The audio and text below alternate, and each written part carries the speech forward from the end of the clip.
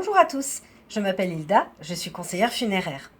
Comme je vous l'annonçais la dernière fois, nous allons évoquer aujourd'hui le transport des urnes funéraires. Tout d'abord, il est important de faire un point sur le statut juridique des urnes. Si une urne est vide ou si elle a été vidée lors d'une dispersion, eh bien en fait ce n'est plus qu'une urne. Elle est redevenue un bien. Pas tout à fait comme les autres, évidemment, puisqu'il va avoir un caractère spécial, symbolique, pour les proches du défunt dont elle a contenu les cendres.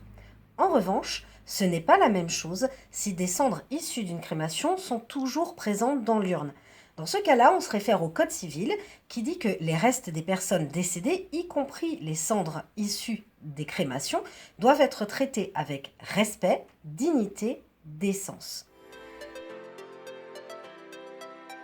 Les agents de crématorium la remettent généralement à la personne ayant qualité pour pourvoir aux obsèques, c'est-à-dire celle qui a organisé les obsèques, sur présentation d'une pièce d'identité. Mais cette personne peut également mandater l'entreprise de pompes funèbres afin qu'elle prenne l'urne en charge. Eh bien en fait, tout le monde. Tout simplement parce que le transport d'une urne n'est pas conditionné à l'utilisation d'un véhicule spécifique. Il peut être réalisé dans une voiture classique. Il suffit de pouvoir assurer un transport décent. Alors qu'est-ce que ça veut dire? Eh bien cela signifie qu'il faut transporter l'urne dans des conditions qui permettent sa pleine sécurité.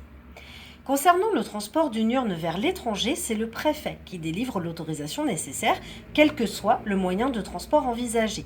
Cette demande d'autorisation fait bien partie des missions des pompes funèbres. Lors de ce transport, vous devrez être en capacité de présenter le certificat de crémation aux autorités qui vous le demanderont. Pour qu'une urne transite ou arrive en France, un représentant consulaire du pays d'arrivée de l'urne doit avoir donné, lui aussi, une autorisation.